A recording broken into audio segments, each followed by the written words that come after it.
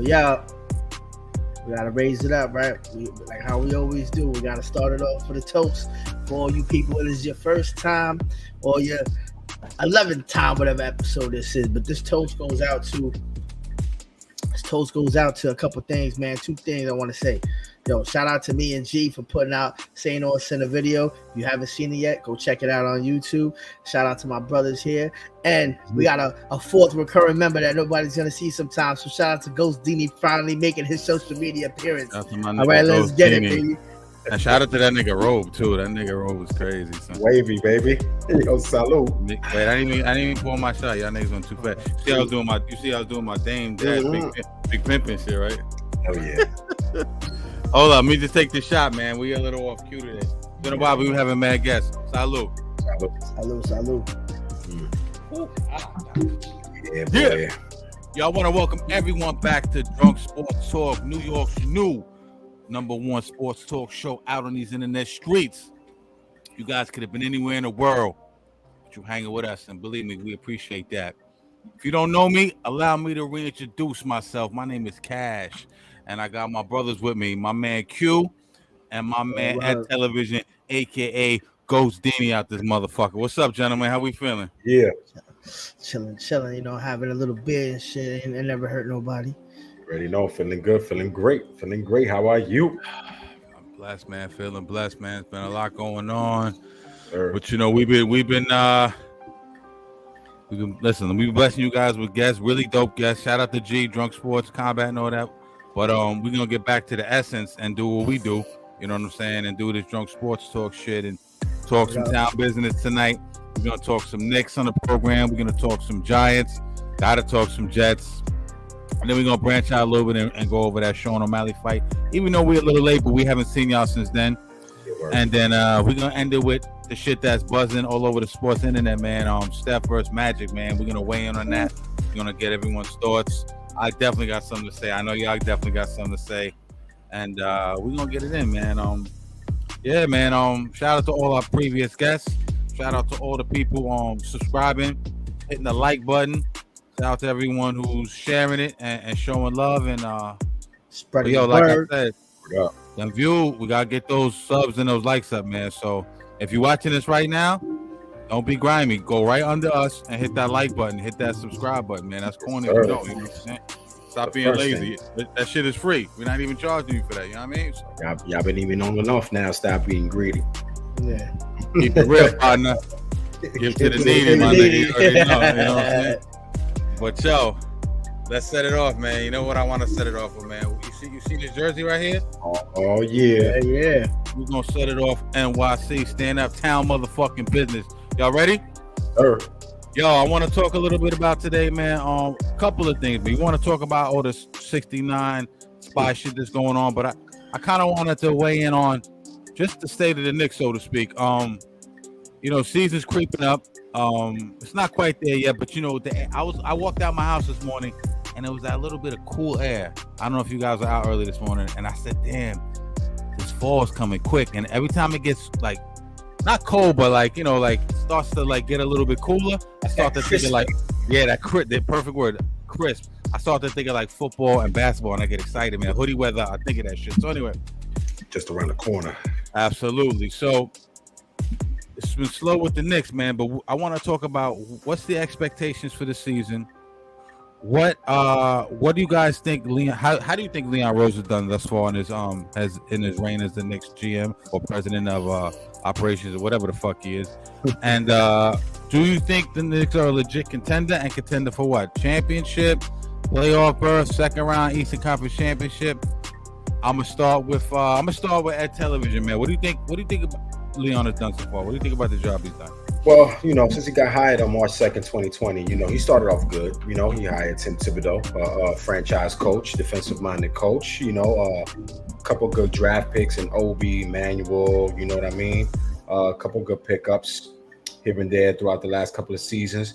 But lately, I feel like, you know, he's running from the media. He's not really, you know, talking to us. He's not letting us know what's going on, you know, behind closed doors. And you know, us Knicks faithful, we want to know what the fuck is going on with our organization, with our team. You know, what moves, what you got in mind, what's in store, what's going to take us to that championship level. you know. Mm-hmm. And right now he's just been stagnant. And I feel like first bonehead move he made as a Knicks executive, Knicks president of basketball operations, whatever the fuck title he got right now, is trading Obi. I'm still gonna beat him up, no homo, for that for trading Obi, especially to the Pacers for 2 picks that was not gonna amount to nothing. They don't amount to nothing, those picks. And then when was it? Was it last year's draft? We had the chance to stay with Abaji, that kid that we traded straight to Cleveland, and that's that other kid, Jalen Duren, that we traded him to Detroit. So, with crazy athletics, powerful center. So I'm not liking the direction for now that team is heading. Even though I love my Knicks, I'm gonna support them, wherever. But I feel like we took a step back, and I feel like he's at the helm. He's at the helm, and he's not making any moves right now that's making noise for us to take us to that championship kind of level, because we need to win. It's all about winning now. The only thing I'm sorry, the only thing he do good that's an A++ is getting our boy Jalen over here. That was an A++. That was a thesis right there when he brought that boy up. But besides that, I feel like he ain't making no noise right now. It's kind of lame right now.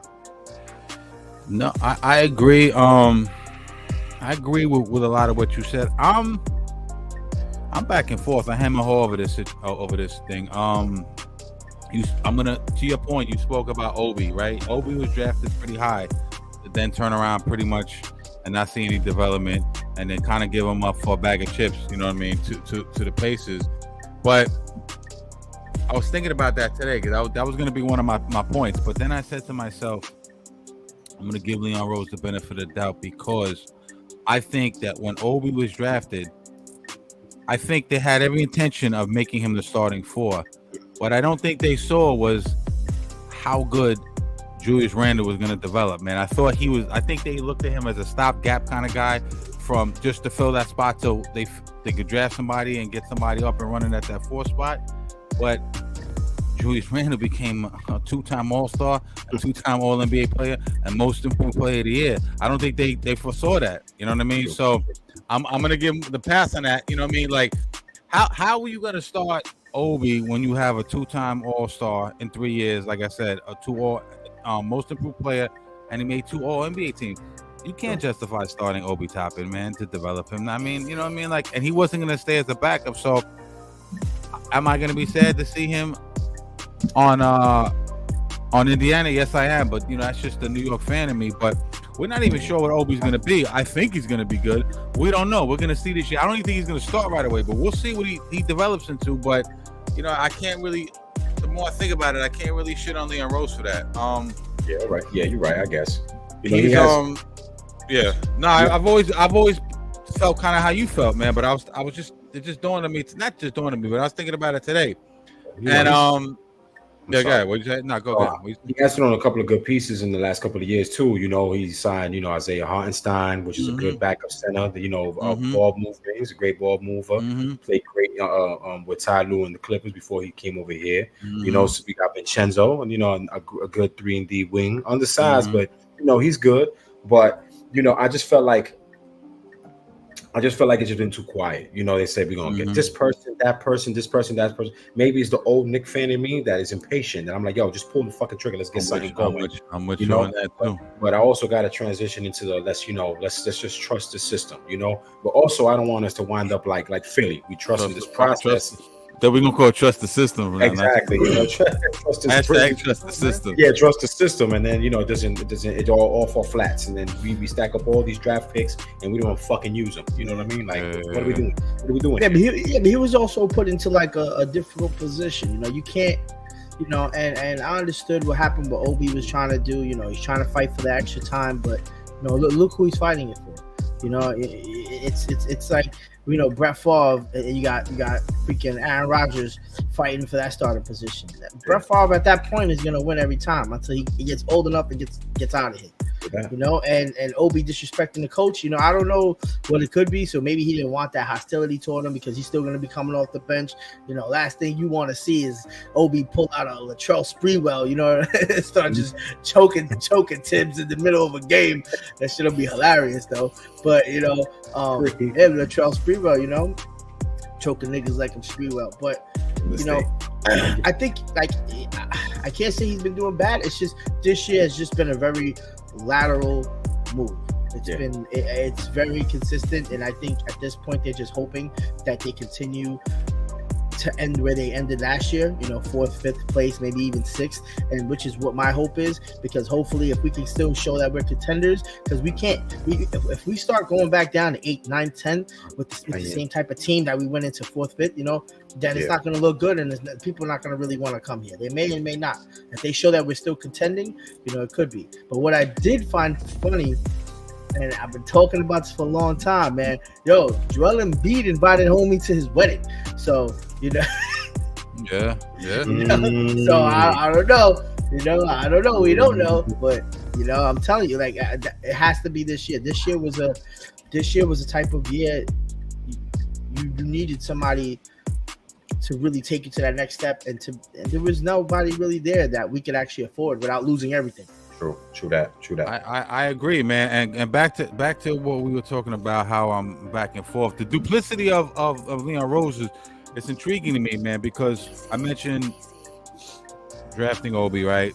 Not seeing the development of Julius Randle, you know what I mean? Not banking on that threw a wrench in his I believe the development of Obi. But then you have moves like Donovan Mitchell, right? Now, on one hand, you say, man, the Knicks showed restraint, discipline, and patience by not giving up the farm and all the draft picks and all the draft capital and all the players for Donovan Mitchell. But on the other hand, did he kind of egged Danny Ainge on by scouting him front row seat to the Utah game, and that pissed off Danny Ainge a lot. That might have had him jacked. Everyone knows Danny Ainge notoriously he tries to rob people when trade. You know what I'm saying? Of course. But I think he ticked him off a little bit, man, because really he got less than what we were offering from Cleveland. Yes. So, you know, on one hand, you're disciplined, but on the other hand, are you the cause of the high price? You know what I'm saying? But you got to commend the discipline so far the Knicks, because like Q said to his point, there hasn't been anything really out there this year. There hasn't been really that much blockbuster moves. We didn't need a Damian Lillard, right? Joel Embiid is not being moved as of yet. Mm-hmm. Zach LaVine moves around the margins. He's not a game changing. And Giannis ain't going nowhere. Giannis ain't going nowhere. Giannis ain't going nowhere. And we understand the whole Leon Rose, Rich Paul thing, but one thing I think about Leon Rose, man, he was an agent, right? The head of CAA, right? He has no GM experience. For someone with no GM experience, I think he's doing a decent job. And I think that if he doesn't know exactly the game of basketball, he's hiring people around him that do know, and that's what a smart person does. You don't have to be the smartest person in the world, but if you want to be successful, you hire people around you who are smart in certain areas, right? But the one thing I am disappointed in, real quick, is that he was brought here with his CAA cachet to lure these supposedly CAA free agents in, right? Mm-hmm. One of the biggest free agents is Devin Booker. I mean, there's a plethora of CAA clients. Yeah. So far, he hasn't been able to land any big fish. So, is that part of the plan? I like the DiVincenzo move. I think it improves us. It gives us shooting. I think DiVincenzo was like 40% from 3-point range. Obviously, the Jalen Brunson. Everyone was saying he was stupid and overpaid him. We talked about this last week. Now he looks like a genius for that move, right? Yes, sir. Absolute genius. I heard somebody compare. They said Jalen Brunson is the biggest Knicks free agent since Patrick Ewing and Carmelo Anthony, and I agree with that. I'm not saying he's better than them, but he's the biggest acquisition since then. So play at a high level too, because we've had a bunch of big names, but we didn't have we had big names, but it was past their prime. Exactly. They came over here and died. We have depth. We have depth.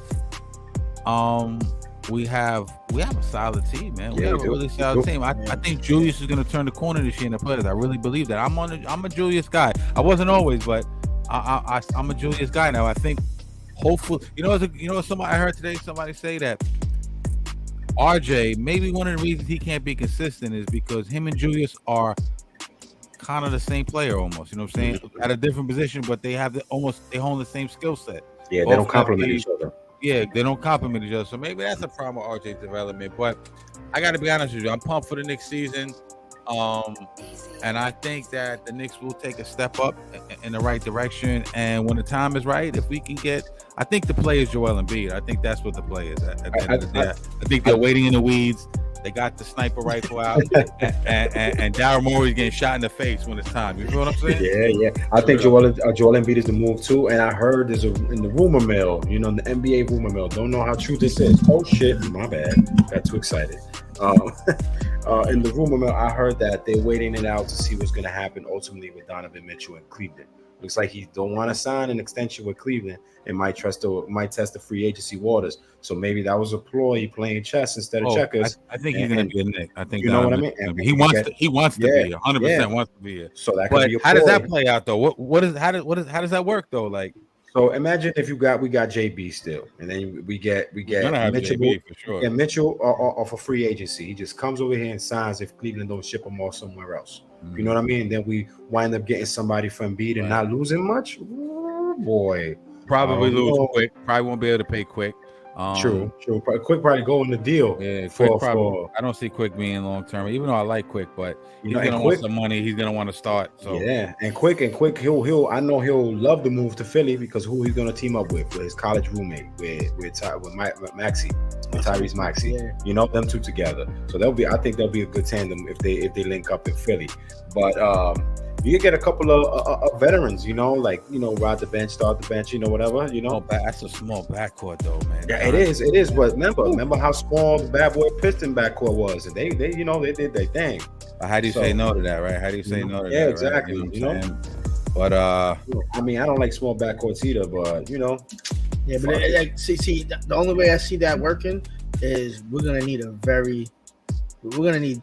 like somebody at the small guard, or we're gonna have to do something. We're either going, we're gonna have some big people and some small people because our defense is gonna have to be good. It's gonna have to be astronomical and improve. I think we're gonna have to get these boards, But that's why I think if we get in boards, it could be good. Mitch clogs that middle up though, man. That was so apparent in the playoffs. Not so much the Cleveland series, you know what I'm saying, but the even the Utah. The Miami series. No, I'm talking about Big Mitch. Yeah. You know what I'm saying? And so he clogs that middle up. He can't shoot more than 2 feet from the basket. So that's a spacing issue too. Like we saw how good the Heat were at spacing. I think we were a better team than the Heat, but their spacing was so incredible, man. Like they always had that open shot. But I think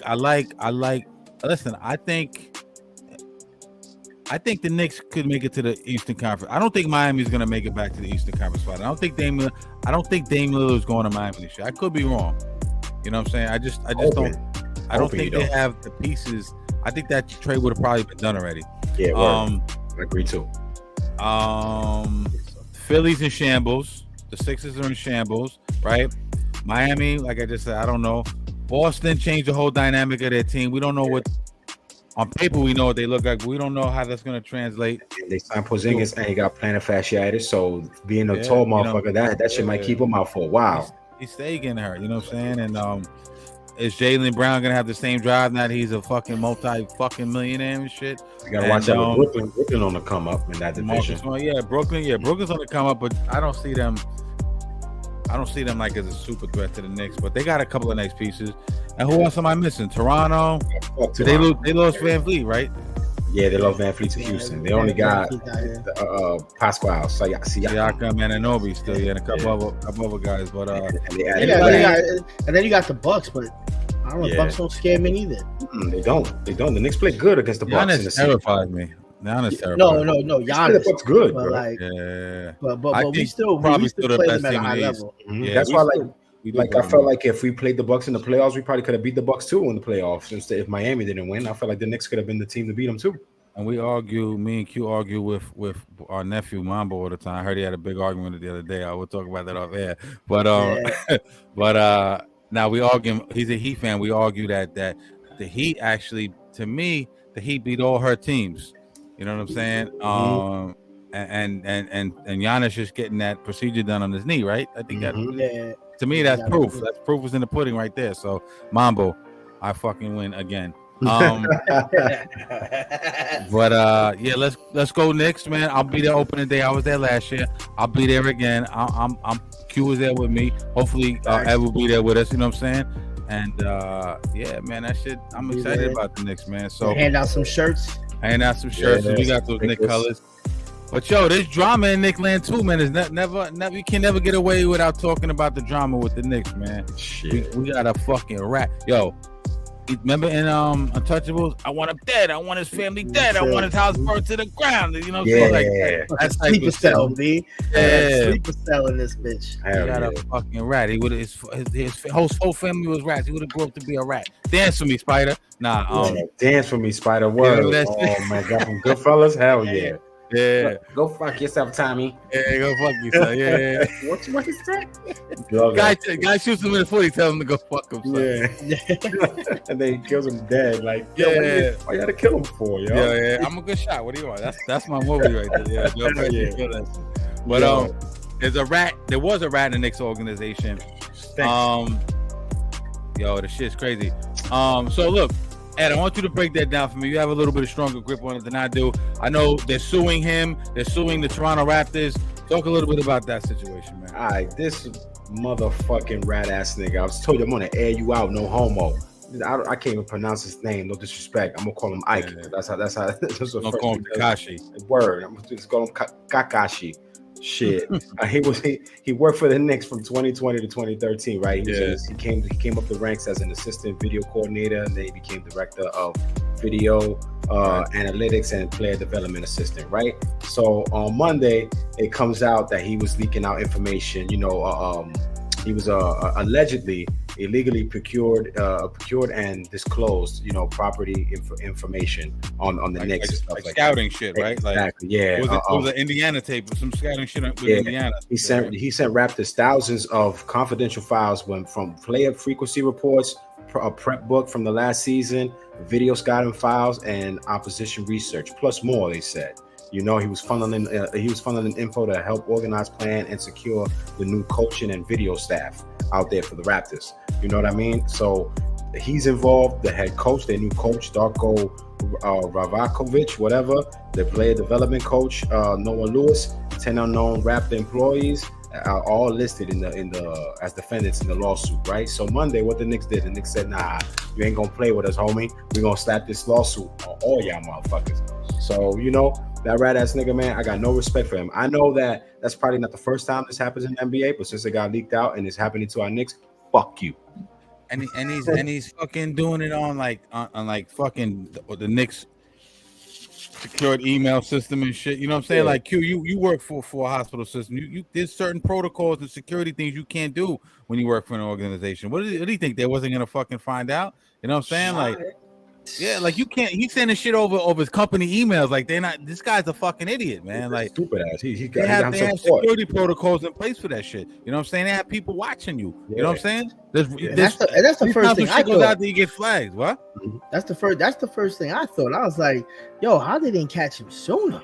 Right. Like, you know, like was he doing it from? Because I know he was with the Knicks for some time. Was he doing it from the beginning?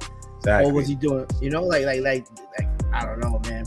So I don't think an NBA team has ever sued another NBA team. This is unprecedented, man. Yeah, this is crazy. I kind of want to see. I want to see if they even air it out. I highly doubt this is going to go to court. This is probably going to get settled. And they're probably going to settle out. Yeah, because what they're going to do, man? They're not going to. Yeah, they're not going to drag this out. They're gonna shut them up. If they have this much evidence and you that big of a corporation, you have to have some shit to stop. This is not a phony lawsuit. You know, this is New York. These are big time lawyers, man. You gotta the amount of evidence they must have is probably overwhelming. It's crazy. You know, and remember everything was done on their servers. So like, what is he gonna do? I didn't send that.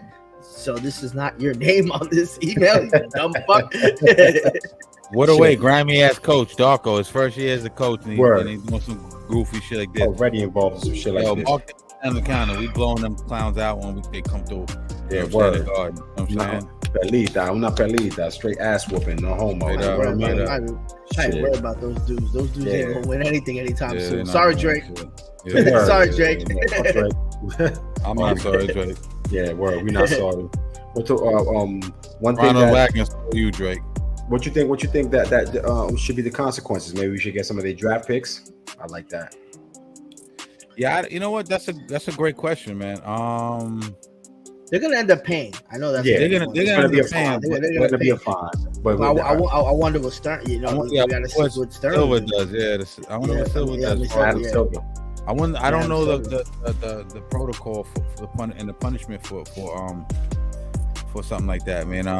You said this is the first of its kind, right? This is the first time one NBA team organization sued another one, right? Sued another one, yeah. Yeah, but like it happened in baseball. Supposed to be some draft conversation. I don't know.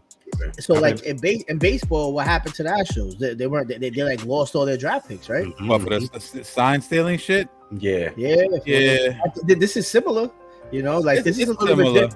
This is a little bit different only because it involves somebody in the organization, but he's no longer there.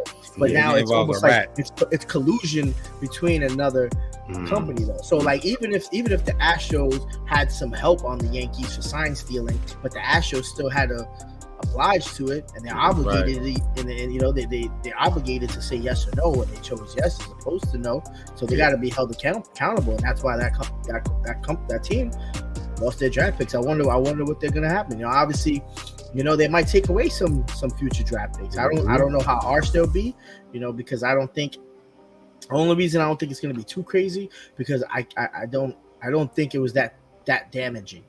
Now, if this would have been something that probably, you know, really hurt us, and it could have been a player that we definitely could have gotten that brought the Raptors to a higher or closer to the championship, and it affected us, then that's a little bit different. Then at that point, they're probably going to be like, look, you're going to lose your next three first round picks the next 2-3, you know what I mean, next 2-3 years or whatever. Yeah. But I think that's what Silver's going to have to see. He has to see how much it hurt us, and then basically base it off of the damages on what the Raptors are going to have to come up with, because they're going to lose something. And I think it's draft picks. You can't just tell a team to be like, yo, you got to trade somebody. That'd be funny, right? Yo, you got to get the Knicks Siakam.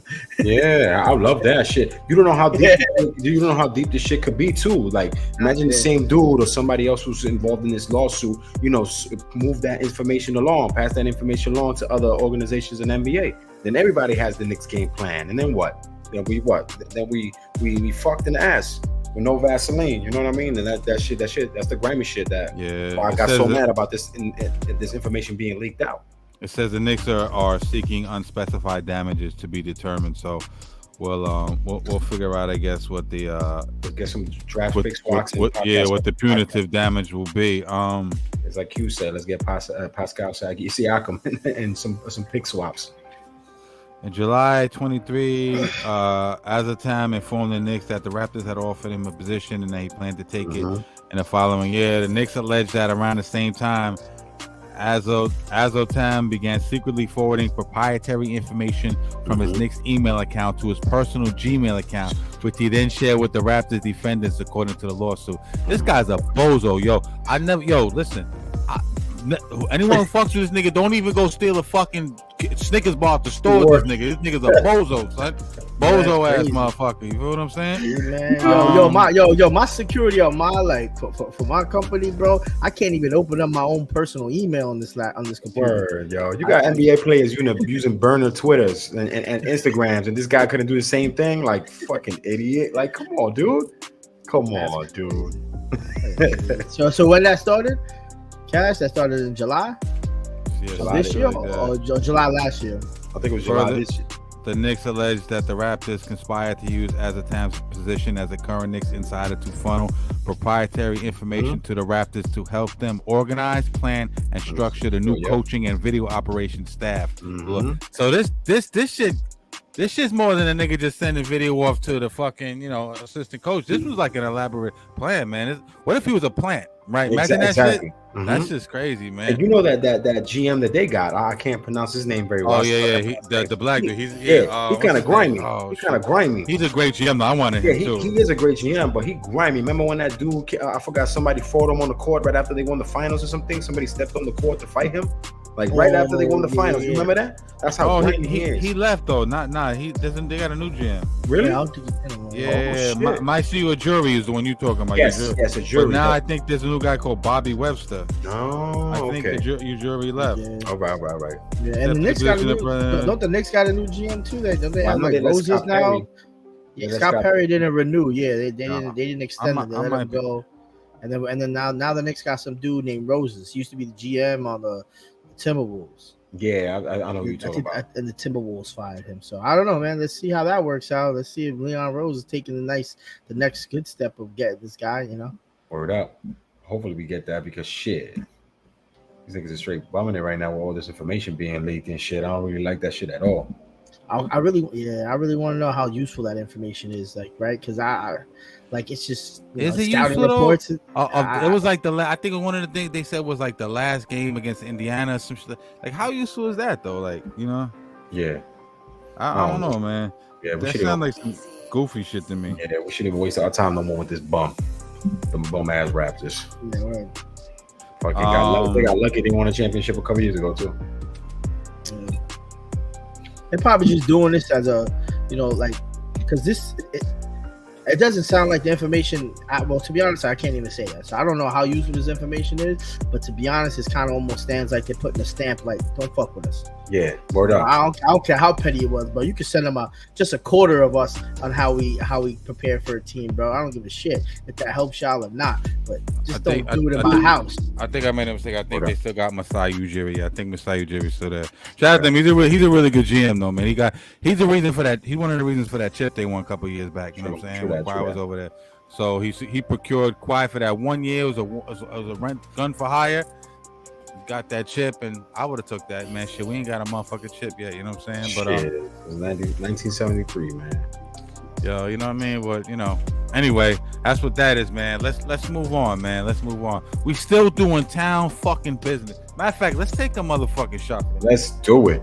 Man, we on Drunk Sports Talk. Don't be drinking no more. What type of fucking shit is this? Nigga? Well, I'm drinking. I'm sipping on my Henny. You be on that Henny. You be on that Hen Rock. Oh, the Henny. He said, I'm drinking. I'm on that yak, boy. Oh, that yak, that hen dog. You know what I'm saying? Yo. Word up. Yo. Okay. To the New York Knicks. All day, every day. All day, kill them. Let's go. Yes. Salute. Salute. Yo.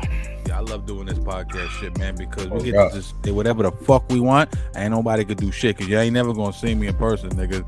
And if you do see me in person, we can just go to your backyard. We go to your backyard and shoot a fair one, nigga, while Ed be in your grandmother's house busting them drawers. Yo, word up. Have Ed Television stomp you out wearing his freaking Ghostini robe, right? and his Ray-Bans. Yo, I wear the Ghostini and get the granny. Throw that ass back. Had to do the Dougie. Granny's gone wild. Paid in full when he's doing the Dougie. You doing the Dougie? Hell yeah. Yo, back to town business, man. Yo, listen, I was we talked Jets last week, right? We talked Dalvin Cook and a couple of moves the Jets made, and we said we're going to talk. You know what? What's such Giants fans here, man? You know that if it was up to us, we talk the fucking Giants all day, every day on this show, man. But we try to give everybody a little bit of what they want and what they need. You know what I'm saying? I talk about the Jets a little bit more now because you see how high I am. So y'all just, riding with me. But I know y'all want to talk Giants 24/7. I don't mind. But I'm like, I'm just so on the Jets this year. Yeah, the Jets got a target on their back. But so look, Big Blue. Yes. I've been watching it. I've been checking out their preseason games right there. I seen the Panthers game and I seen who the first game they played against? The Lions. Lions. Yeah, I watched the Lions game. I've seen the joint practices and all that. I know it's preseason. I'm not gonna jump out the window, but that fucking window's open right now. I'm getting ready to jump out that motherfucking like 2 minutes. You know what I'm saying? I'm jumping into that nice crisp fucking air. I'm liking what the fuck I see, my dude. You know what I'm saying? And all I do is turn on the fucking TV and I see goofy ass niggas like Kone Smith and all these dudes shitting on the fucking Giants. Now, shout out to there's a couple of dudes out there that are bigging up the Giants, right? But everyone's riding the Phillies meat. Everyone's riding the Cowboys meat. Niggas used to be shitting on Daniel Jones. Crazy. I've been on record saying Daniel Jones is top 5 QB in the NFC. Dan Orlovsky shows Daniel Jones a lot of love, and Daniel Orlovsky is a very smart dude. You know what I'm saying? And he, I respect that. But all these other dudes, man, they just meat riding, man. Listen, word up. Let me break down so far what I've seen, man. Let's start with the Panthers game last week, right? I'm watching the Panthers game, and I'm saying, okay, so Daniel Jones is going to get the first series. He's going to get some. That was his debut too. His preseason debut. Yeah, so I'm watching real close. You know what I'm saying? I'm trying to see what he does. What I liked about it, they ran like a 2 tight end set, right? Kind of remind me a little bit of what Belichick used to do with Hernandez and Gronk, right? With Waller and Bellinger. But yo, the first 4 plays of the game, who was he passed to? Darren Baller, right? Baller missed one and hit off his hands. But I'm like, oh shit, like, okay, this is what's gonna happen this year. You know what I'm saying? This is his guy. This is a safety blanket. Yes. And they had that. It seemed like they were in sync. You know what I'm saying? Baller is like a fucking receiver to me, bro. Like I don't. This shit is unguardable. He's been unguardable. That's when they say he's been. I've seen him play out there, but he looks healthy now, and I see that spry in his step, and he's vibrant. He's a big dude. If you get some small, if he matches up with some small corners, he's gonna terrorize the fucking NFC East, man. Better put some big dogs on him. Kafka, I noticed in this game that Kafka and Dable kind of took the cuffs off Jones a little bit. He's spreading the ball all around. Paris Campbell was getting some receptions. Yes, he's the number 1 receiver too. Paris. Yeah, absolutely. They ran his weird play with Jalen Hyde. I don't know if you guys saw it. It was almost like a running back sweep. Did you see that shit? Yeah. And I was like, that's interesting, man. So they're mixing it up. They're getting creative. It didn't work. I think there was a penalty on the play or some shit. But I just said, wow, that's interesting, man. But Hyatt showed that he a burner too, because when they took out Danny Dimes and Tyrod Taylor came in, he caught that 33-yard bomb. He caught that post corner route. I saw it. But he had missed the play before. Yeah. But then he ran that post corner, and he showed what I liked about that. I was waiting to see that separation everyone talked about. You know what I'm saying? In the actual game with pads on and shit. So when he did that, he showed I was pumped, man. But like I said, Jones looked good. He showed that elusiveness when the plays broke down. I think he only missed 1 pass in that series. He went to Waller a ton. Waller was running underneath a lot. What I noticed about that is, man, when Waller runs underneath, they got these speed receivers going vertical. So the linebackers, like I was talking about a couple weeks ago with the Jets tight ends and shit, the linebackers and the safeties have to cheat. That vertical game is easy to get open at that point. So I think that's going to be a big problem for these guys down the field. I wrote a couple of notes down. They had a nice bootleg pass to Hodgins for a gain of 20. Then a couple of passes to Bellinger for short yardage. Like I said, the offense looked creative. I think at the end of that quarter, there was a play where Bellinger and Waller both lined up. Bellinger blocked, then released. Danny Jones hit him for the short pass in the end zone. So I'm like, yo, they really getting creative out here, man. Jones, I think, went 8 of 9 for 69 yards. Looked sensational. I'm like, this is Vanilla Vic, dog. Like, stop playing, man. Second best quarterback. Yo, I'm jumping out the window, man. Yo, second best quarterback in the NFC East, man. 100%. Fuck Dak Prescott. I'm not gonna jump out the window and say better than Hurts yet, but second best quarterback in the NFC East, man. You know what I'm saying? 100%. I concur.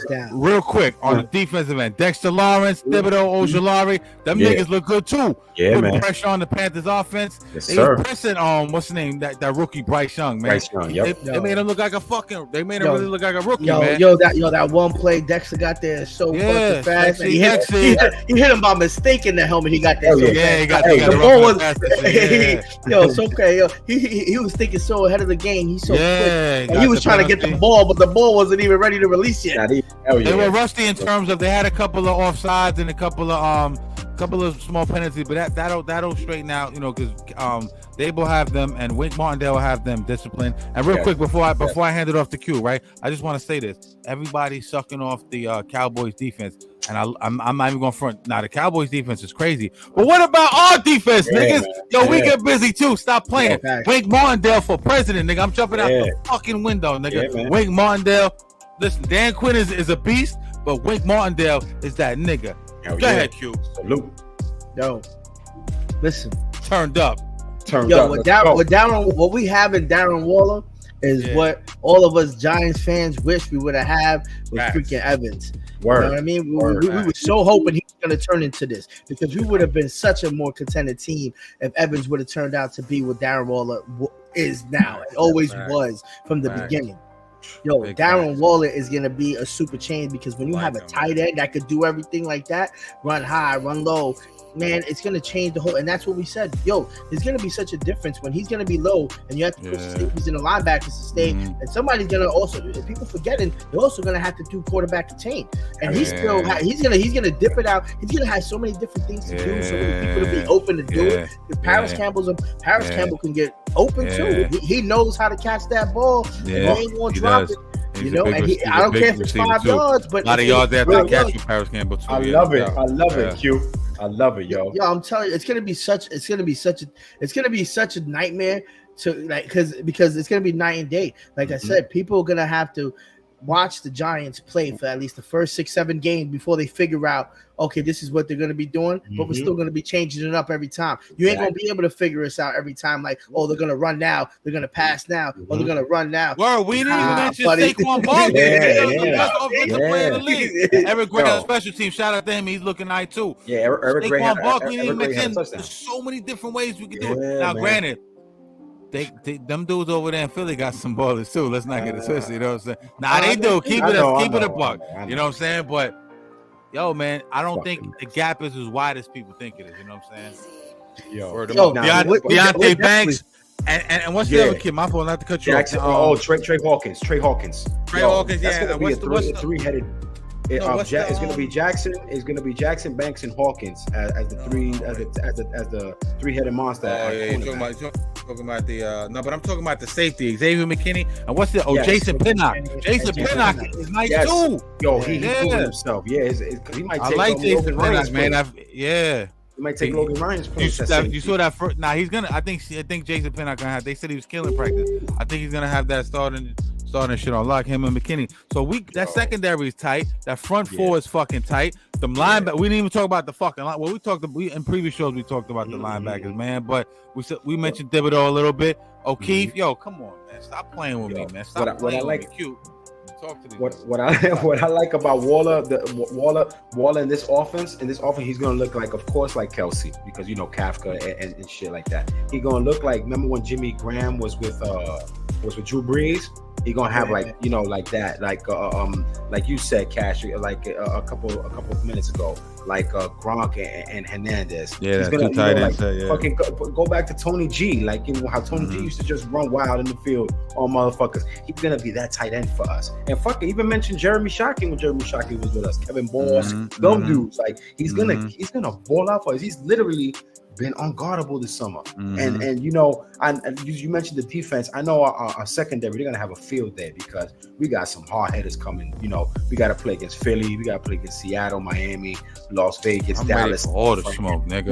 Me too. I'm ready for all the smoke. But also, you know, we gotta make sure we hold it down because the first couple of weeks of our season 2, we got some heavy hitters coming. Daniel Jones looking good. Listen, yo, Q.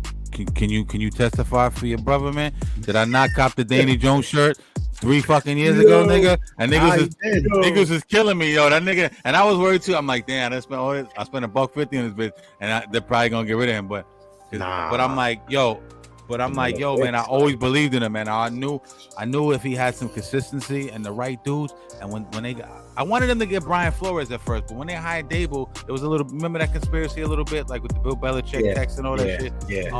Thought it was the wrong Brian. Exactly.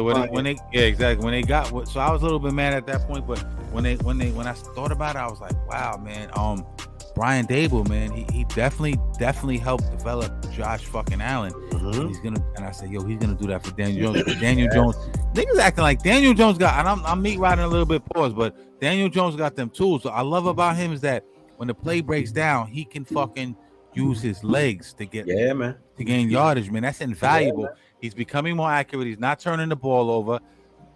I think they're gonna, like I said, they're gonna open up the playbook a little. They had a little bit of kid gloves on them last year, right? Because they were trying to see what they had with him, and they didn't want to put too much responsibility on him. They kind of wanted to rebuild his confidence and get him acclimated to their system and everything. But I think this year you're gonna see a different kind of Danny Jones. The nigga got his bag.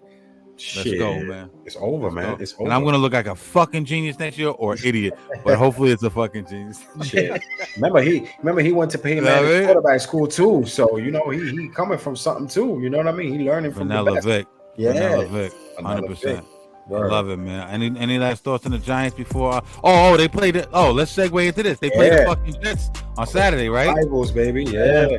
Saturday's 6 This game doesn't mean too much to me, man. This is all up. The preseason is all about getting your reps in, seeing what you got. Hold up. You know when it's just Giants, you know in the preseason they always go hard. Remember when it is, but I don't think it's much this year because they play in the regular season. So I don't know if it means as much this year because we got them in the regular season. I think it probably would. I don't want to defer what you're saying, but I think it probably would because of bragging rights. You know, they always and then also is gonna think. You know, said now we're gonna hit the transition into the Jets. You know, the Jets are playing all their starters. They're playing all. So I think it's gonna be more. Yeah, I think there's going to be more for the Jets this game coming in. So I think they got more to prove. Did you guys see? You guys have been watching Hard Knocks? Yeah, I saw all 3 episodes. I only saw I think the first episode. I've been watching clips in and out of them, right? So I saw Randall Cobb was like he was talking to his wide receivers, some of the young guys, and he was like, "Listen, Aaron's getting impatient. He's getting impatient, man. You guys got to stop making mistakes." He was like, he's cool with it now, but at some point he's gonna blow. And he was like, he has to trust you. If he doesn't trust you, he's not gonna throw you the ball. Nope. My man hate throwing interceptions.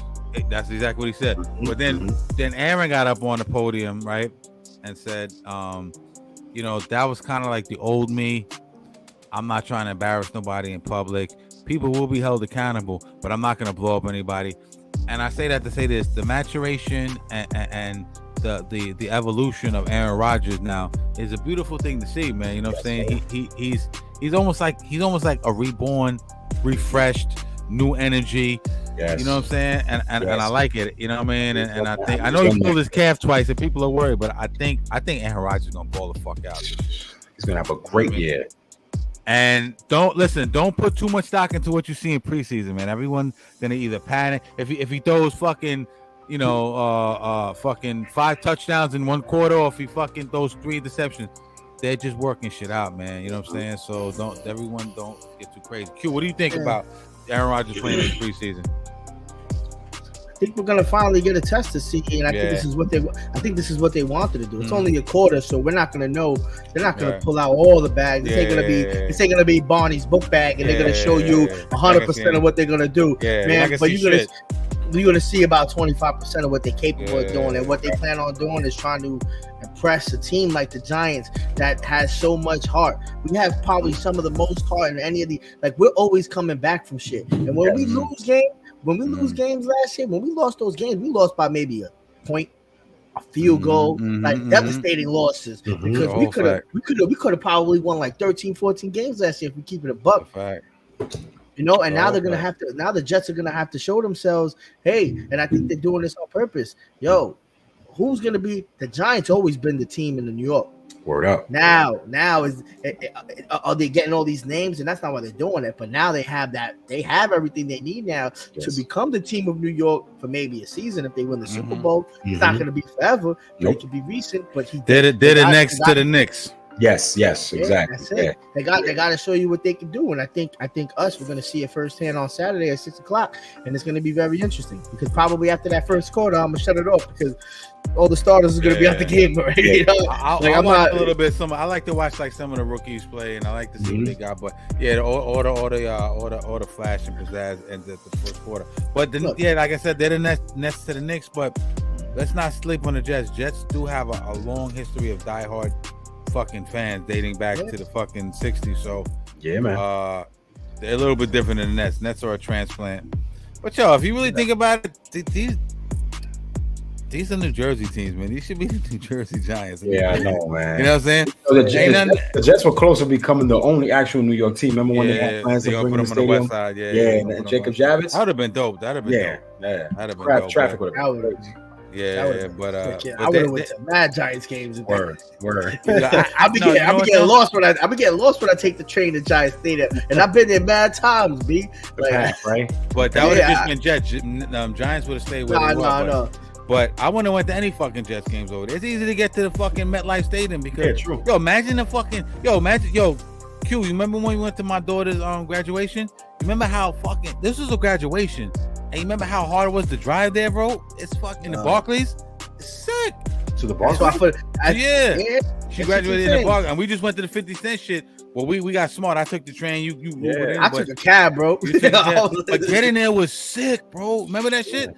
So imagine having to go on the west side, which is already fucking logged with traffic for a Jets game. Shit. On the west side of Howie, forget about it, man. That's the worst. Insane, bro. Yo, one thing I'm hype about the Jets, though. Remember how we were talking about their O-line last week? They got their big boy back. They left tackle back, Dwayne Brown. He got activated off the physical unable to perform. Maybe the most important part of the offensive line. Exactly, because he's going to be Aaron Rodgers' blindside protector. He had a shoulder problem. Yeah. And he's going to be the blindside protector for Aaron Rodgers. That's what he need. He need that big boy back in the lineup. Yeah, and he's gonna be that stretch run protector for Dalvin Cook. I need Becton in there. I need these niggas to act like they really playing the game. Yeah, we want to keep Aaron upright and you know what I mean. So and also you got not only Aaron, you gotta make sure you blocking and making holes for Breece Hall and Dalvin Cook, because you ain't gonna bring a dude like Dalvin Cook over here that he has four 1,000 rush yard seasons. Yeah,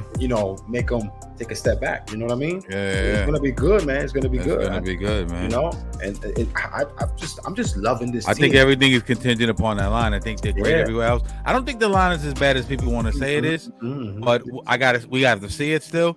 And if they could be just decent, I think the Jets got a legitimate shot. But that line, if that line is shoddy, all the other shit's not going to matter. We talked about that last week. You know what I'm saying? Not that it's not going to matter, but it's going to put a lot of stress on those other positions. You know what I'm saying? And namely Aaron Rodgers, man. That defense, man. That defense. They got that young rookie, that edge rusher, Will McDonald.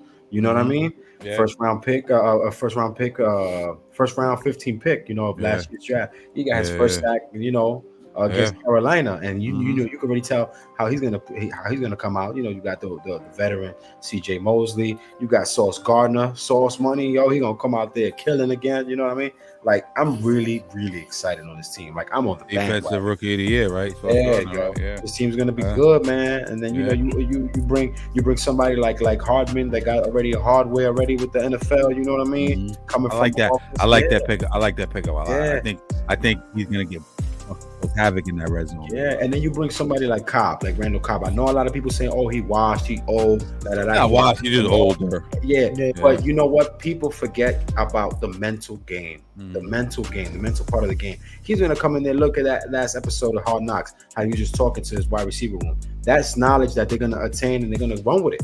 You know what I mean? They just lost Corey Davis. He stepped away from the NFL because there's no room for him no more. Right now, he felt like he has no room. But those other guys are going to come pick up and listen to a guy like Cobb that's like, yo, he's been there, he's done that. And you know what? The rest is history. You know how much a guy like Garrett Wilson already, when the system that he was in last year, winning offensive rookie last year, to coming into this year with Aaron Rodgers and having somebody like Cobb, Lazard, and Hardman on his side, that's a plus, man. This team is stacked. They stacked as a motherfucker. Let's just see. Let's just see. Aaron Rodgers can stay healthy. That's a good point. Yeah, you did all of that with Zach Wilson behind center. So Zach Wilson. I heard he's looking great too. They're saying he's looking great in practice. Yeah, you guys heard that. Yeah. Hopefully he get Zach Wilson. They're saying he's looking phenomenal. Even learning behind A-Rod. I think the thing too is, and we're gonna get into this another week. Look at Jordan Love. I think Jordan Love getting ready to get busy on these niggas. And he learned. I can't say that for sure, but I saw him in the preseason. He looked good. They have a great. Let me tell you something. I don't want to get too much into Green Bay, but I think Green Bay is going to be just fine. And I look forward to Jordan Love doing his thing. But he sat behind Aaron, right? Imagine Green Bay. And I digress for a minute, but imagine Jordan Love turns out to be a baller. Oof. That's gonna be like, and he plays for like 10 to 15 years. That's gonna be Like your last 45 years. 45 years, 3 fucking quarterbacks, nigga. That's insane. Yeah, man. And you know, a Q mentioned, that's crazy. Yo, we've had like 1,000 of them motherfuckers. If you're the Jets. you know what's crazy about Green Bay? I brought a little stability to the game. No, Yeah. You know what's crazy? Q mentioned that about Green Bay earlier. You know how many QBs before Aaron Rodgers came behind Brett Favre? You had Aaron Brooks. You had Brunell. You had Hasselback. You know, all these guys that once they left Green Bay. Pennington. You name it, yeah. You know, you had all these guys that left Green Bay. Yeah, Geno Smith. Forget about it. 1,000 of them. No, but I'm saying, I'm just mentioning.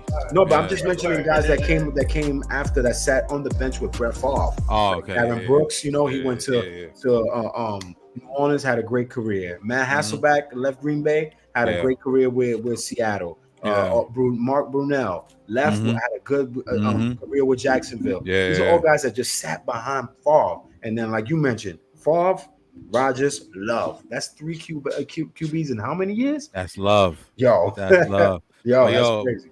But Brett Favre can't fucking tie Aaron Rodgers' shoe. I don't give a fuck what nobody say. And well, fuck Brett Favre, man. Yeah. Fuck Brett Favre. Yeah, I said it. Fuck Brett Favre, racist bastard. Allegedly. Don't fucking sue us, Brett Favre.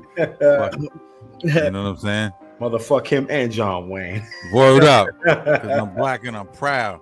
Most of my niggas don't appear in no goddamn stand. Yeah. Talk to me. Yo. All right, man.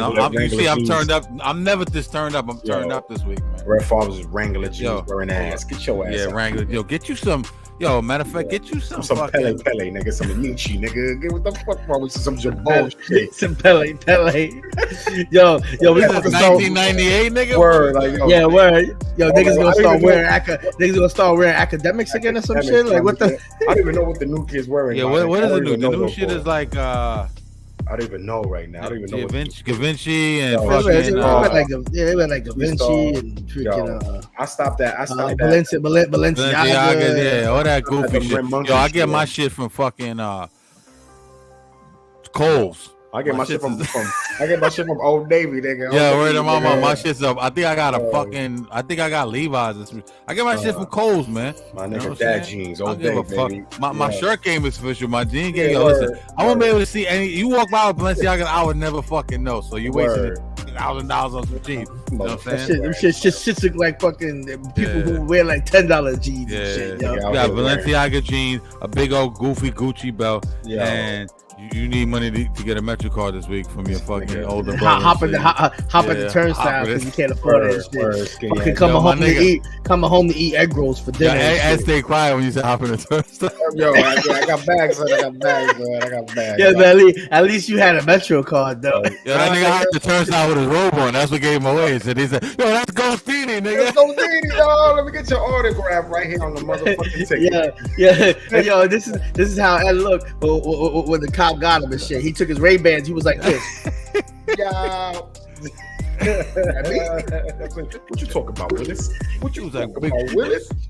Yo. Shout out to my nigga Ghostini. I fucks with that nigga. Oh man. Yeah. But yo, that's some funny shit though. All right, let's move on. Let's move on from the Jets and the Giants, man. Yeah, that's big things. I'm excited, man. Big things this year. Big things. We're a little late on this, man, but we ain't been on air since last Wednesday, man. I'm gonna get a beer. Yeah, get you a beer, man. Sean O'Malley, man. My man, Sugar Sean, baby. I believe Vegas had Sterling as the favorite. Yes, sir. I should have bet on him, man, but on O'Malley, but I was picking Sterling too. I wanted Sean to win, but I was picking Sterling too because of his in-ring ability, his wrestling. I'm a UFC casual, so I'm not gonna sit here in front like I know too much. All I do know is that Sterling was the ground guy, the grappler, you know what I mean, the ground game guy, and with the wrestling background and all that shit, and not supposedly, O'Malley's the striker, correct? Yes, sir. And he got knocked out in the second round, right? Yep, second round in 51 seconds. Beautiful punch. Yes, sir. Sterling goes to swing on him. He dips the shit perfectly. Yep, fainted. Timing was beautiful. And caught a clean overhand right. Boom. Significant strike, I believe they call that shit, right? Yes, sir. That shit was significant like a motherfucker. It significantly put him to sleep. Word up. The funny thing about that is that Aljamain Sterling didn't come and fight his fight. I was surprised he didn't take him to the ground early. He had. I think he tried a couple times. He had 2 takedown attempts only, and didn't score nothing. He didn't score nothing off those 2. He went 0 for 2 in takedown attempts. You know what I mean? It was just crazy. Striking, they were like almost the same. Obviously Sean outstriked him by 2 more strikes. And Aljamain threw more strikes, which was surprising to me. You know what I mean? But shit, I'm so happy that this dude came out on top, even though, like I said, I was going against him because I actually thought Aljamain was gonna hold it down. You know what I mean? I was going for Aljamain because he's from NY, man. I'm so NY. I play PlayStation all day. That's how so NY I am. You know what I'm saying? You know what I mean?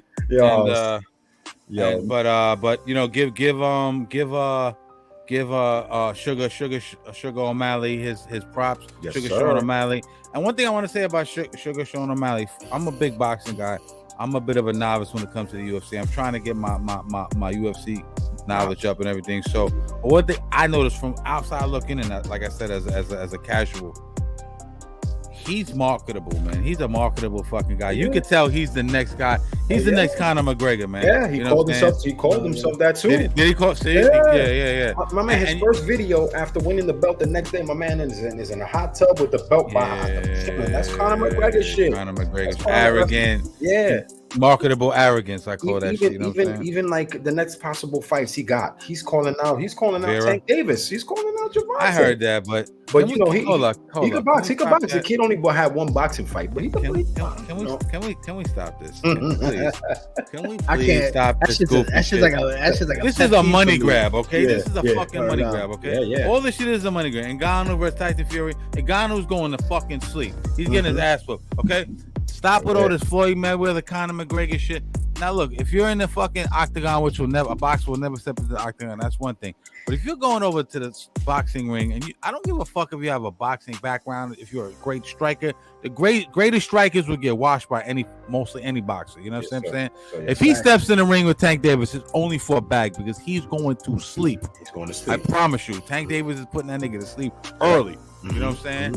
So it's a money grab, and I'm not mad at it. Get your bag. I'm not a hater on you, man. But can we stop all this? All these UFC fans have all this. Oh, he's gonna beat Floyd, and he's gonna beat Tank, and no, it's not gonna happen. So just stop this shit.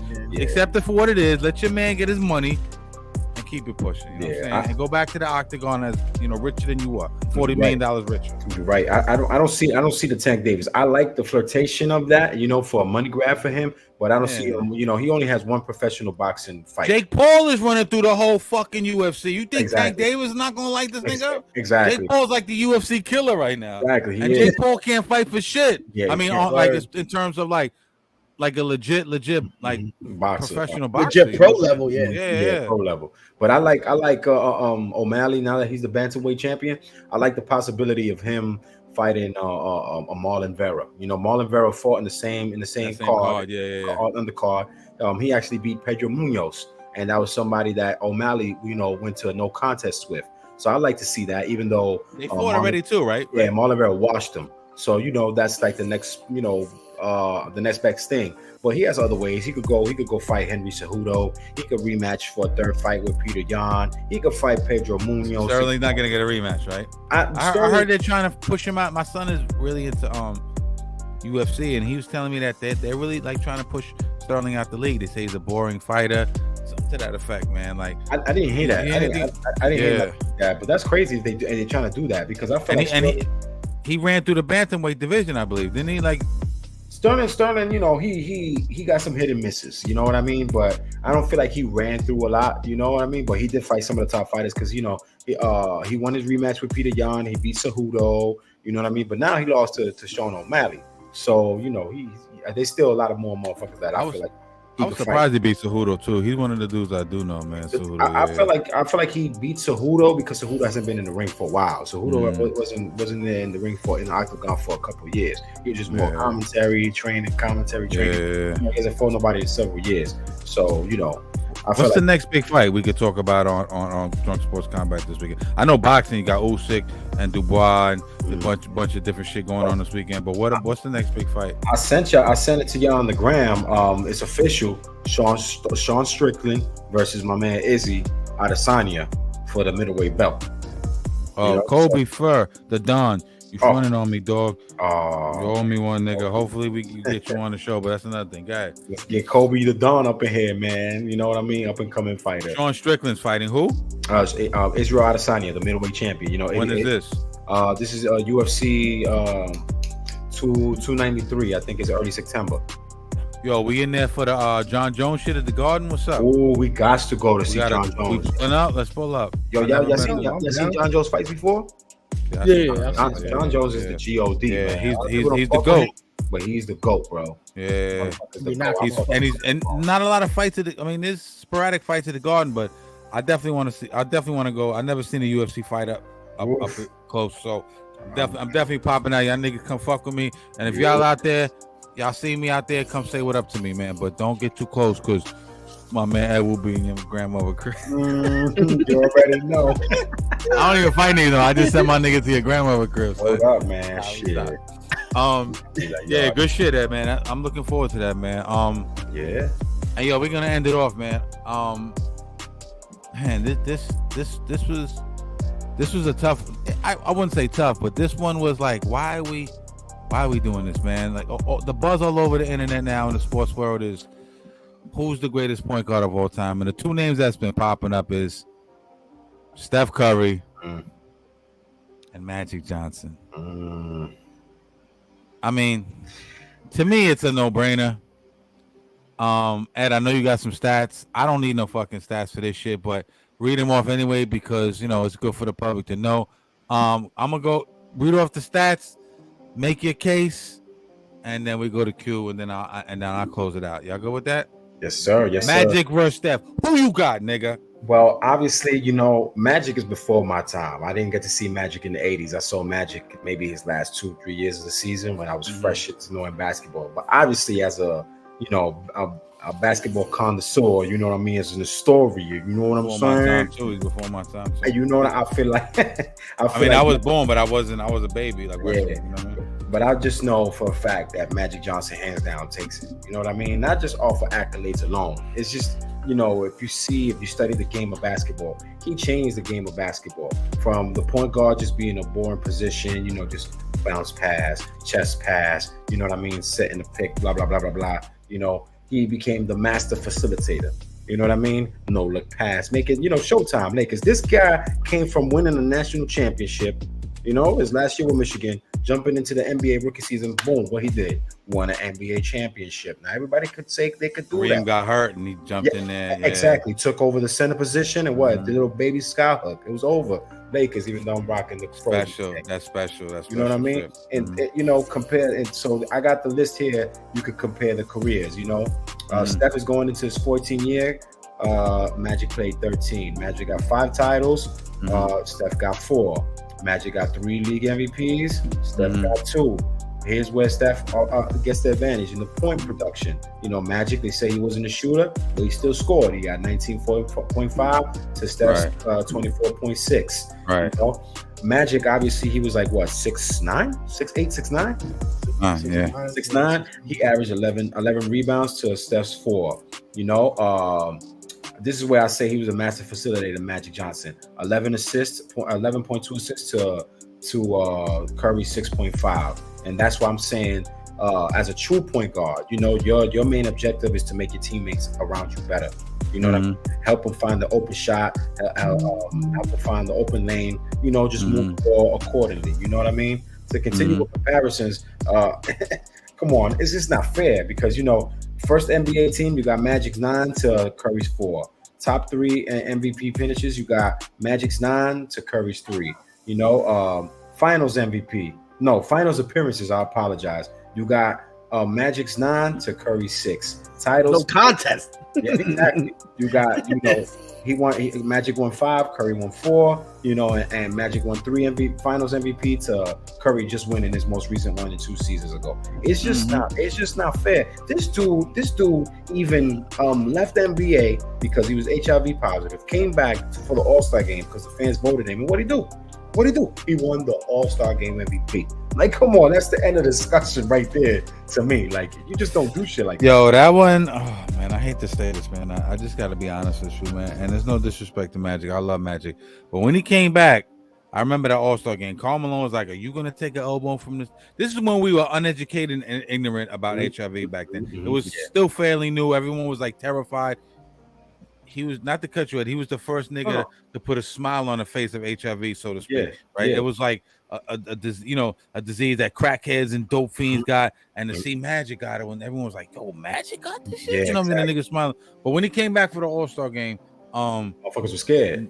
I think niggas was letting that nigga drive down the lane. But this nigga like this type. If you go back and watch, I watched that All-Star game too. Live. So, you know who you got to give mad respects to. Even now that you mentioned Karl Malone, that Karl Malone was like more on the ignorant side. He was uneducated at the time. He kept it a buck. He was the only nigga that said something. But also he was uneducated. You know who was the realest motherfucker on that opposition? Oh. Dennis Rodman. Dennis Rodman guarded him like his life depended on it. Dennis Rodman was all about that defense. He don't give a fuck what you got. He didn't get. Dennis Rodman was probably thinking, I probably got that shit too, B. Exactly. Yeah, you joke around. You never know, dog. You never know. Shit. Fuck around. Look at Tommy Rodman. Rodman a crazy dude, B. Dennis Rodman's a maniac, B. Wild niggas. Nobody was educated on HIV back in the day. Look at Tommy Morrison. Tommy Morrison fought with that shit. Like, nobody knew Tommy Morrison had that shit until he said it after he got pummeled.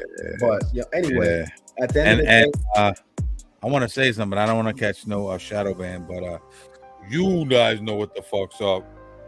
You know somebody doesn't have something any motherfucking more, and I'll leave it at that, guy. Oh shit. Yo, but one thing I do say is that they were both the type of player that transitioned the league. Magic, was one of those players with him and Bird that brought back the hype run back the league, no question. Yeah, exactly. You said it right. Yeah, you know what I mean. He could play all 5 positions, but no disrespect to Curry. Curry transitioned. He could play all 5 positions for real. Like, people say that a lot, but he really could do that. He proved in his rookie season. They won that last game because he played the center position. Like, as a rookie, that's a natural born leader.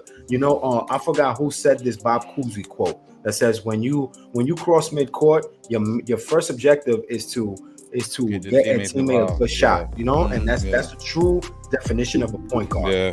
Now going into Curry, I'm not trying to take too much time, fellas. I apologize. No, you're good. But speak on it. Curry transitioned the game that he took that main moniker that point guards had, that pass first. So you know what? Let me be the dude to dominate. He's a marksman shooter.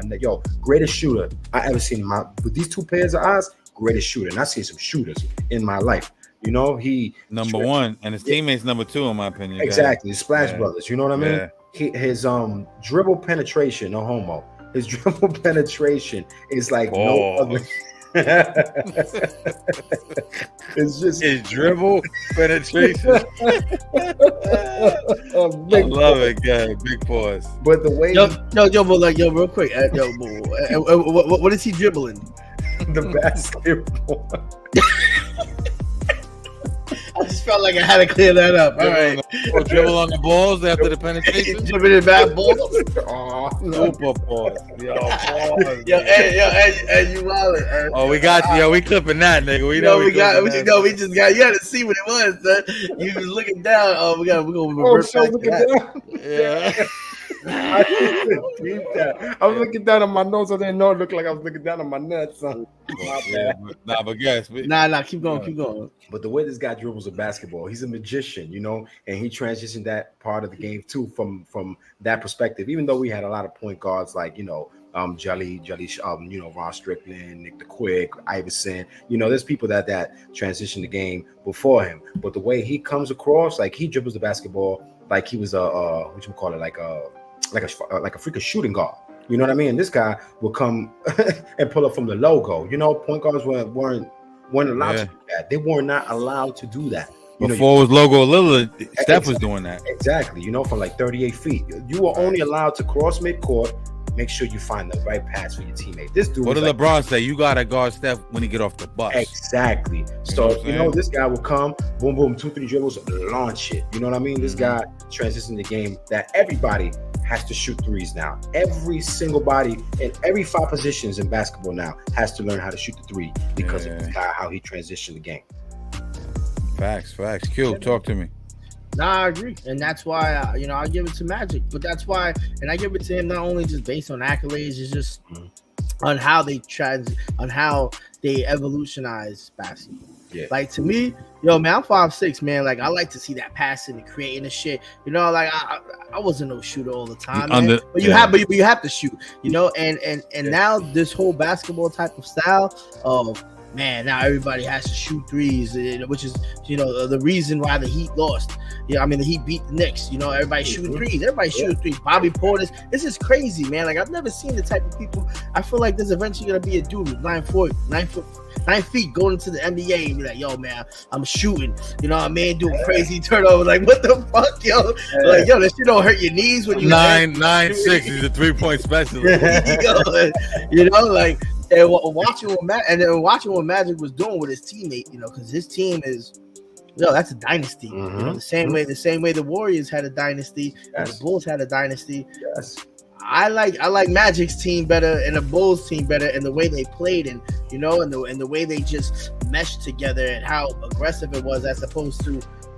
And that's why, let's be honest, that's why Steph Curry has more points because he needs to score more. And that's why he has least assists because, people, when you passing the team to shooters, when you got Klay Thompson and Steph Curry, man, the other 3 dudes in the court are probably looking for your ass and Klay Thompson to probably score the next point. You're not going to get no assists, but I can't knock anything he does. I just really think, in my opinion, it's the style of play.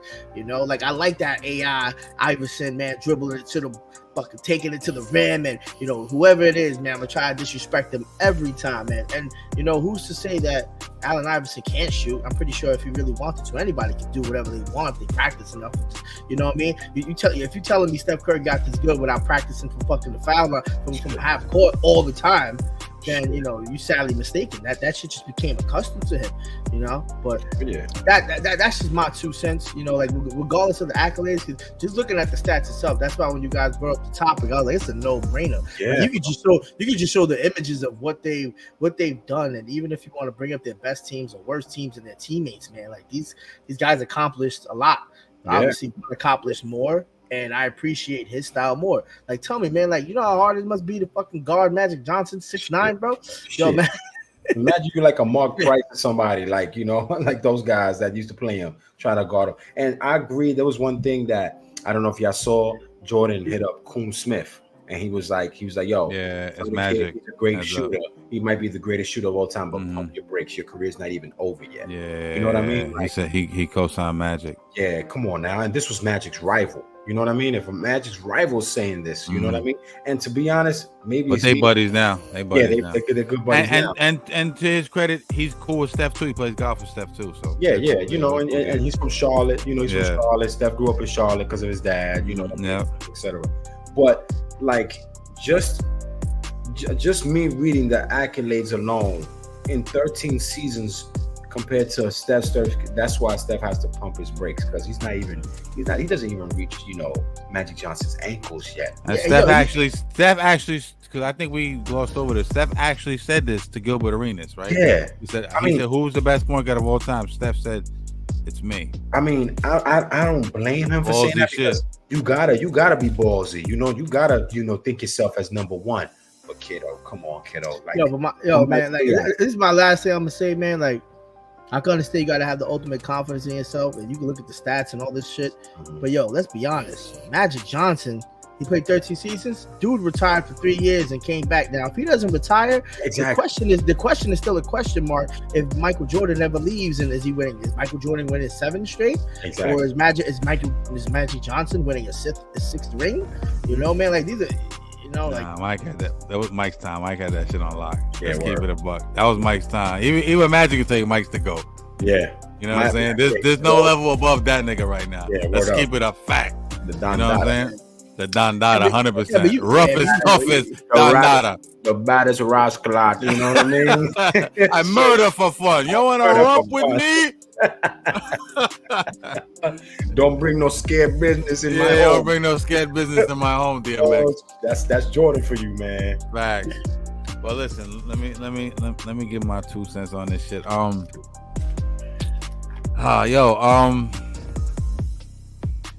Ed, to your point earlier,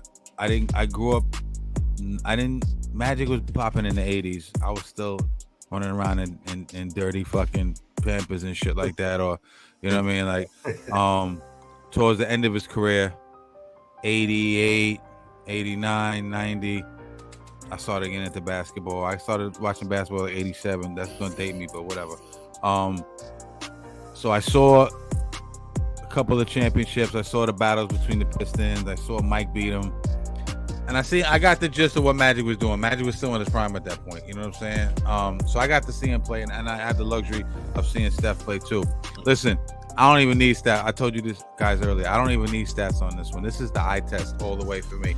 The only thing is I don't want to shit on Curry to uplift Magic because they both are great fucking players, man. Listen, Steph Curry's a Hall of Famer, man. To me, he moved himself into one of the top 10 players of all time. Arguably, we can debate the order at some later point on the show or another time of the show, right? That's not really the point, but Magic was different, man. Granted, they both revolutionized the game. Before Magic, you never really saw. Matter of fact, you never saw a point guard, a big nigga running a fucking break. They used to make the tall niggas in school post up down low. Even if you were like you know what I mean, just post up down low. We don't want to hear from you. Just get down on the block, you know. Right. Then after Magic, you see dudes like Tracy McGrady, Anthony Hardaway, Ben Simmons is like 6'11". He's fucking 6'10", 6'11". Yeah, niggas like Kevin Durant. These niggas ain't no pointers, but they guards who get out on a break. Yeah. Even Luka's a 6'7" point guard. You see big point guards after him. You didn't see that before Magic, right? So he revolutionized the play of the point guard 100%. Yo, we were bugging like, yo, this nigga's a 6'9" point guard, running down, doing no look passes, getting his teammates involved. Yo, Magic used to get busy, nigga. You know what I'm saying? Hell yeah. So to me, Magic is the best point guard of all time. Like you said, 5 championships, hit big fucking clutch shots and big clutch moments. Yes, sir. Now, like both you guys said, let's not get it twisted. Steph Curry also revolutionized the game many years later, but the nigga revolutionized basketball, man. Yes, sir. Before Steph, it was above the rim game. You know, you had LeBron, Russell Westbrook, T-Mac, Kobe, Blake Griffin. You know, the list goes on and on and on. Vince, VC. You know what I'm saying? I mean, Allen before he became a shooter. Yeah, you know, just niggas played above the rim. Like I said, the list goes on and on. But when this kid comes in, he invents playing under the rim and shooting. And the thing, and people have brought up this point before, but the little white kid in Idaho, he can't relate to LeBron James catching oops and dunking off the backboard and shit.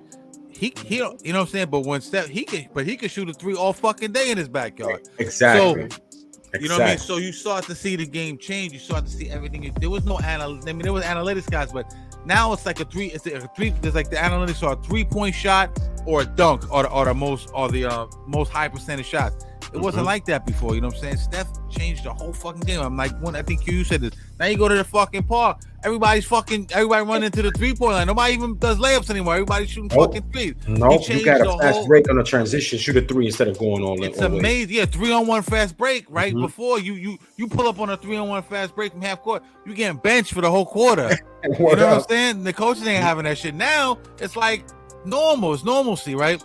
So yo, man, so you got to give Steph his props, man, for being iconic and revolutionize the game. Now, yes, sir. Is he better than Magic? He's not better than Magic as a point guard, right? Because what you said, Bob Cousy said the object of a point guard is to what? Get his teammates involved. I'm paraphrasing something like that. Get him good shots and all that. Yes, sir.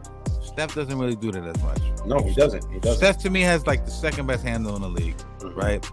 But Steph's main objective is to just put up points. Exactly. Magic definitely is the true essence of the meaning of point guard it's Magic Johnson. You know what I'm saying? Yes, but yes. I like these comparisons, man. We were gonna actually do Dwayne Wade versus Iverson. Well, let's hopefully do that next week. You know what I'm saying? Oh, that's gonna be a good one too. That's gonna be good. You know what I'm saying? That's a tough one. That's a tough one. I want to. Let's try to do one. Let's try to do one every week. Let's try to do one a comparative analysis on two great players. And not even basketball, man. Let's do it between, everything. Do it between football. Let's even bring it to basketball is the easiest because it's 1-on-1.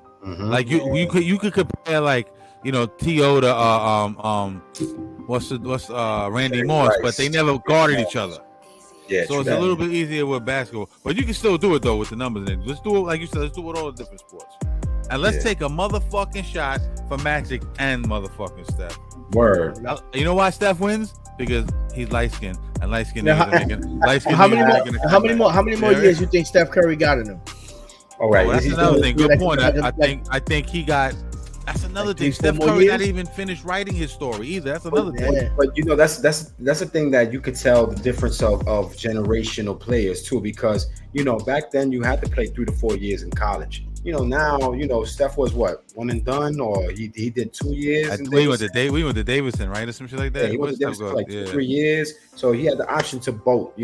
That's the thing about with these guys having more longevity now in their careers. Both from college or way earlier.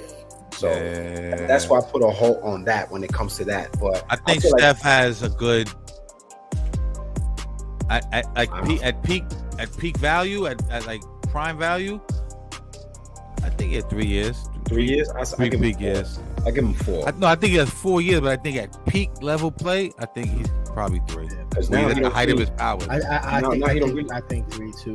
Yeah. And I think he says he says he got one more run in him. You saw Klay Thompson on the Paul George podcast, and he was like, Steph called him up and said, "Yo, we got one more run in us." So they going for another chip this year. And now they got a real point guard on that team, so they got a def lineup set up. They got CP. I want to see how that works out. I want to see that def lineup. That's what they call it, def. Like not def like it, like def, like def, like over for you, def lineup. Yeah.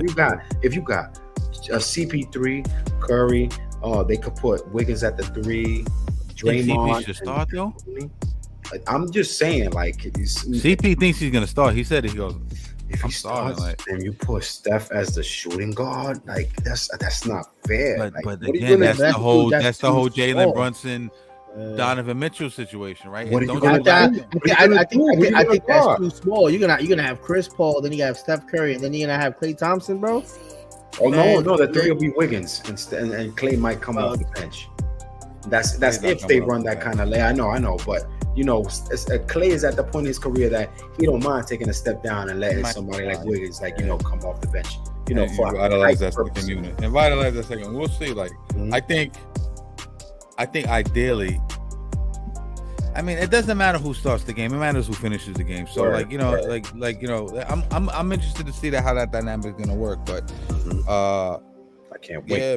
CP3 is a true point guard. Like he's more of a facilitator than Steph Curry. I'll keep it a buck. My opinion. 100%. Yeah, and he don't even come close to Magic neither. Kind of accolades, championship wise accolades that Steph will be having. This conversation will be totally different. It'll be CP3 and Magic, and I think CP3 will probably be closer to Magic because he's a true facilitator, a true point guard, but he doesn't have the accolades that Steph has when it comes to championship caliber basketball. I think LeBron is closer to Magic than anybody, to be honest with you. Yeah, I always thought that LeBron was the prototype, was like the second coming of Magic, but everybody always want to compare LeBron to Jordan, and they both had 2 different games. I think Magic was the prototype, and LeBron came back as a perfect cyborg. Yeah, exactly.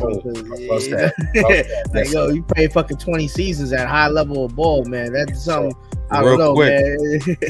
The Lakers might be good because this nigga Austin Reeves is doing this thing in the motherfucking in the FIBA shit or whatever. I told you.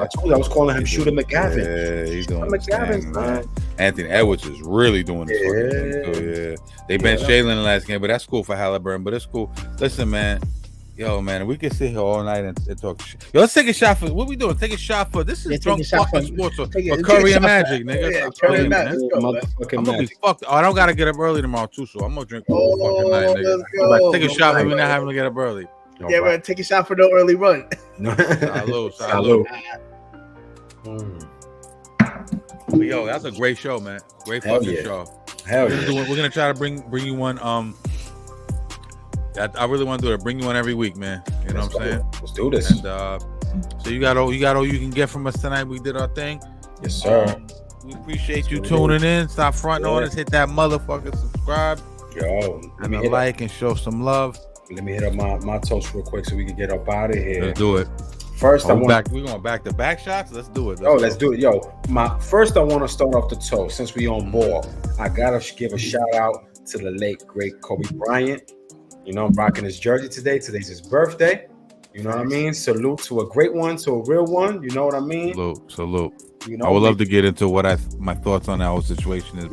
Yes. We don't want to get banned. Go ahead. We don't want to get shadow banned. So shout out to Kobe. Happy birthday, Kobe B. Bryant. May you rest in heaven and always watch everyone. Make sure everybody likes and subscribe on YouTube. They listen to us on Spotify. You know, we always show y'all love. So make sure y'all return the love. And you already know. Shout out to another episode, episode 10 of Drunk Sports Talk. The number 10 and plenty more to come. 10 to infinity, baby. Yo, much love. Love y'all, brothers. Salute. Love you too, man. Salute. Word up. Salute. And they're coming back out, and for all them Laker heads, man, and they're coming back out with the Kobe Bryant edition Air Force Ones. Woo, fire. I love that. That's fine. Don't forget to tune in to Drunk Sports Combat this Sunday. We're gonna talk all that good shit. You know what I mean? But yo, we the fuck up out of here. Listen, I'm gonna say one more thing before I get out of here. When you in the shower, wash your face before you wash your ass, man. You heard? Don't be a bozo and do it the other way back around. You know what I'm saying? You said that too, right? That's where I got it from. Yeah. Stupid ass nigga. And make sure y'all watch out for Ghost Dini. Ghost Dini's gonna be making more appearances. That's a fact. He's gonna be scooping your grandmas. Facts. You already know. Peace. Peace.